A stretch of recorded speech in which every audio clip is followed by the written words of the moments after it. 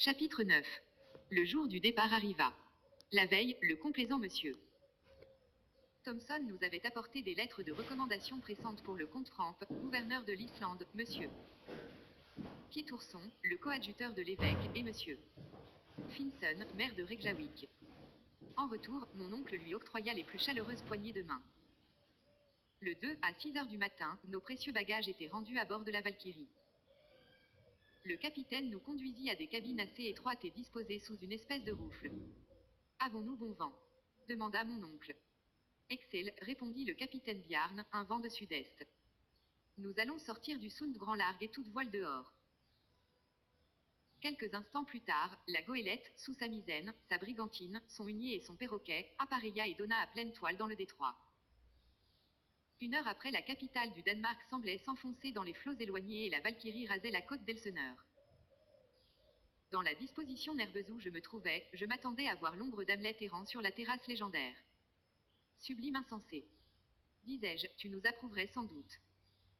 Tu nous suivrais peut-être pour venir au centre du globe chercher une solution à ton doute éternel.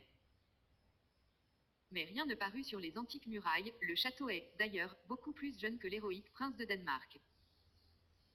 Il sert maintenant de loge somptueuse aux portiers de ce détroit du Sound où passent chaque année 15 000 navires de toutes les nations.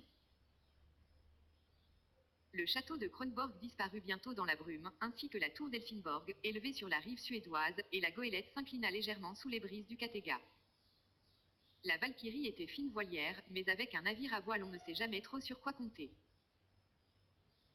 Elle transportait à Reykjavik du charbon, des ustensiles de ménage, de la poterie, des vêtements de laine et une cargaison de blé. 5 hommes d'équipage, tout danois, suffisaient à la manœuvrer. Quelle sera la durée de la traversée ? Demanda mon oncle au capitaine. Une dizaine de jours, répondit ce dernier, si nous ne rencontrons pas trop de grains de nord-ouest par le travers des Féroé. Mais, enfin, vous n'êtes pas sujet à éprouver des retards considérables. Non, monsieur Lidenbrock, soyez tranquille, nous arriverons. Vers le soir, la goélette doubla le cap Skagen à la pointe nord du Danemark, traversa pendant la nuit le Skagerrak, rangea l'extrémité de la Norvège par le travers du cap Lindness et donna dans la mer du Nord. 2 jours après, nous avions connaissance des côtes d'Écosse à la hauteur de Peterhead, et la Valkyrie se dirigea vers les Féroé en passant entre les Orcades et les Cyclans. Plus petit qu'eux. Bientôt notre goélette fut battue par les vagues de l'Atlantique, elle dut louvoyer contre le vent du nord et n'atteignit pas sans peine les Féroé. Le 3, le capitaine reconnut Myganess, la plus orientale de ces îles, et, à partir de ce moment, il marcha droit au cap Portland, situé sur la côte méridionale de l'Islande. La traversée n'offrit aucun incident remarquable. Je supportais assez bien les épreuves de la mer, mon oncle, à son grand dépit, et à sa honte plus grande encore, ne cessa pas d'être malade. Il ne put donc entreprendre le capitaine Bjarne sur la question du Sneffel, sur les moyens de communication, sur les facilités de transport. Il dut remettre ses explications à son arrivée et passa tout son temps étendu dans sa cabine, dont les cloisons craquaient par les grands coups de tangage. Il faut l'avouer, il méritait un peu son sort. Le 11, nous relevâmes le cap Portland, le temps clair alors permit d'apercevoir le Myrdal Jökull, qui le domine.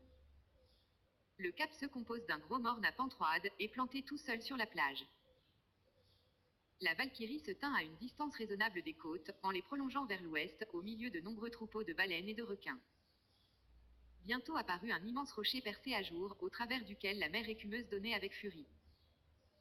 Les îlots de Westman semblèrent sortir de l'océan, comme une semée de rocs sur la plaine liquide.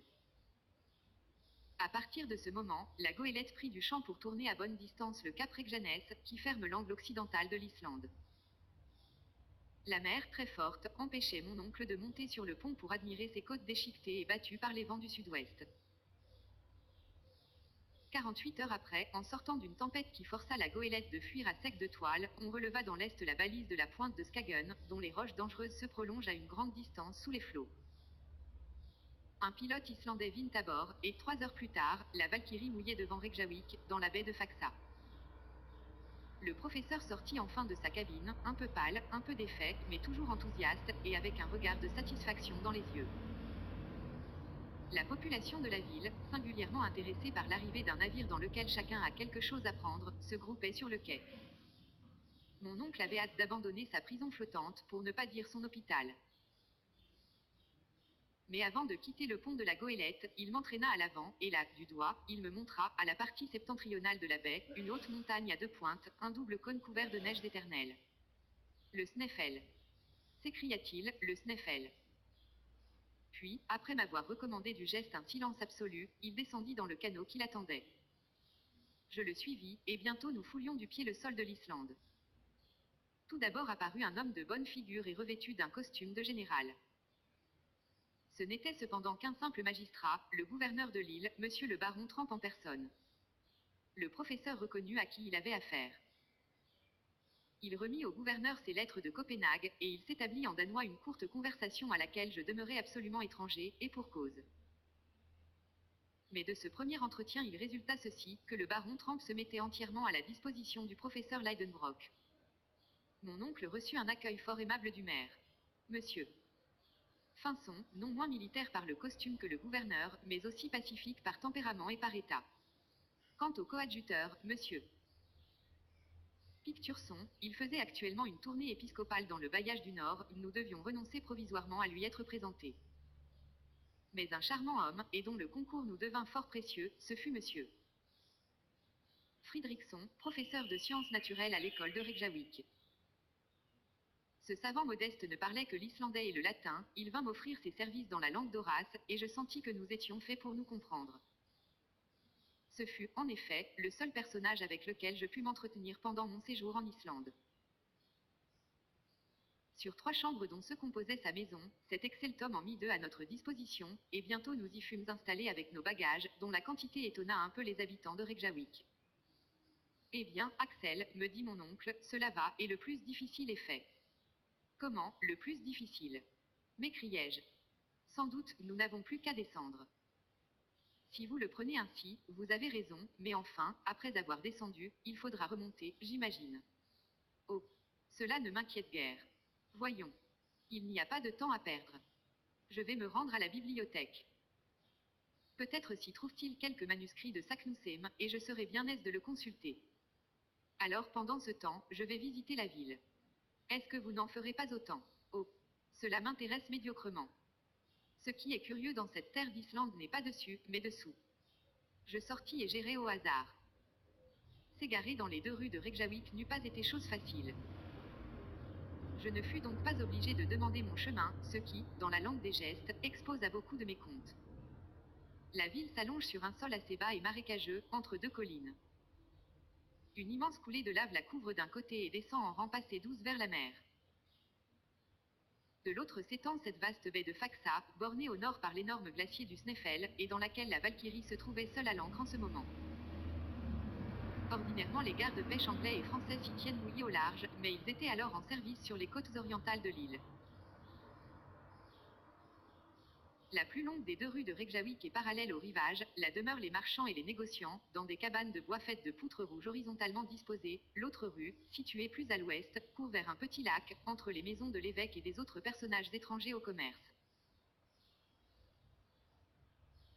J'eus bientôt arpenté ces voies mornes et tristes, j'entrevoyais parfois un bout de gazon décoloré, comme un vieux tapis de laine râpé par l'usage, ou bien quelque apparence de verger, dont les rares légumes, pommes de terre, choux et laitues, eussent figuré à l'aise sur une table lilliputienne, quelques giroflées maladives essayaient aussi de prendre un petit air de soleil.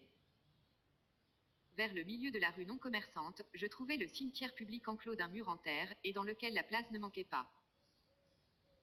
Puis, en quelques enjambées, j'arrivai à la maison du gouverneur, une masure comparée à l'hôtel de ville de Hambourg, un palais auprès des huttes de la population islandaise. Entre le petit lac et la ville s'élevait l'église, bâtie dans le goût protestant et construite en pierre calcinée dont les volcans font eux-mêmes les frais d'extraction, par les grands vents d'ouest. Son toit de tuiles rouges devait évidemment se disperser dans les airs au grand dommage des fidèles. Sur une éminence voisine, j'aperçus l'école nationale, où, comme je l'appris plus tard de notre hôte, on professait l'hébreu, l'anglais, le français et le danois, 4 langues dont, à ma honte, je ne connaissais pas le premier mot. J'aurais été le dernier des 40 élèves que comptait ce petit collège, et indigne de coucher avec eux dans ces armoires à 2 compartiments ou de plus délicats et tout frais dès la première nuit. En 3 heures j'eus visité non seulement la villa, mais ses environs. L'aspect général en était singulièrement triste. Pas d'arbres, pas de végétation, pour ainsi dire. Partout les arêtes vives des roches volcaniques. Les huttes des Islandais sont faites de terre et de tourbe, et leurs murs inclinés en dedans, elles ressemblent à des toits posés sur le sol. Seulement ces toits sont des prairies relativement fécondes. Grâce à la chaleur de l'habitation, l'herbe y pousse avec assez de perfection, et on la fauche soigneusement à l'époque de la fenaison, sans quoi les animaux domestiques viendraient paître sur ces demeures verdoyantes. Pendant mon excursion, je rencontrai peu d'habitants. En revenant de la rue commerçante, je vis la plus grande partie de la population occupée à sécher, saler et charger des morues, principal article d'exportation. Les hommes paraissaient robustes, mais lourds, des espèces d'Allemands blonds, à l'œil pensif, qui se sentent un peu en dehors de l'humanité, pauvres exilés relégués sur cette terre de glace, dont la nature aurait bien dû faire des Esquimaux, puisqu'elle les condamnait à vivre sur la limite du cercle polaire. J'essayais en vain de surprendre un sourire sur leur visage, ils riaient quelquefois par une sorte de contraction involontaire des muscles, mais ils ne souriaient jamais. Leur costume consistait en une grossière vareuse de laine noire connue dans tous les pays scandinaves sous le nom de vadmel, un chapeau à vaste bord, un pantalon à liséré rouge et un morceau de cuir replié en manière de chaussure. Les femmes, à figure triste et résignée, d'un type assez agréable, mais sans expression, étaient vêtues d'un corsage et d'une jupe de vadmel, sombre, fille, elles portaient sur leurs cheveux tressés en guirlande un petit bonnet de tricot brun, marié, elles entouraient leur tête d'un mouchoir de couleur, surmonté d'un signet de toile blanche. Après une bonne promenade, lorsque je rentrais dans la maison de monsieur Fridriksson, mon oncle s'y trouvait déjà en compagnie de son hôte.